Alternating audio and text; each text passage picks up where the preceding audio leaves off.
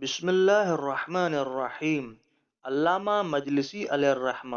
اپنی کتاب بحار الانوار میں شیخ توسی کی کتاب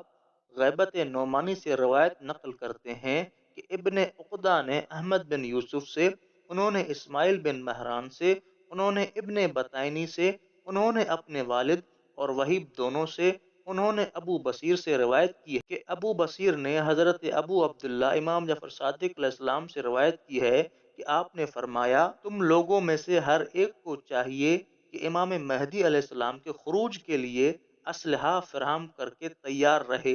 خواہ وہ ایک تیر ہی کیوں نہ ہو،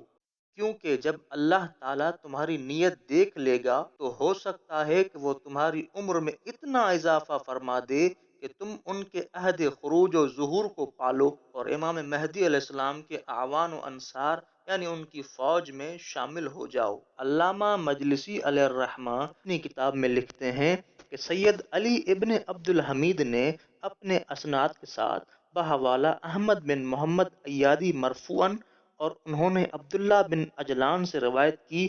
انہوں نے بیان کیا کہ ایک مرتبہ ہم نے حضرت ابو عبداللہ امام جعفر صادق علیہ السلام کے سامنے حضرت مہدی علیہ السلام کا ذکر کیا کہ ہمیں کس طرح پتہ چلے کہ ان کا خروج یعنی ظہور ہو گیا ہے، تو آپ نے فرمایا، جب تم لوگ صبح کے وقت اٹھو گے تو تمہارے تکیے کے نیچے سے ایک پرچہ نکلے گا جس پر تحریر ہوگا طاعتہ معروفہ، یعنی ان کی اطاعت کرنا ہی نیکی اور بہتر ہے۔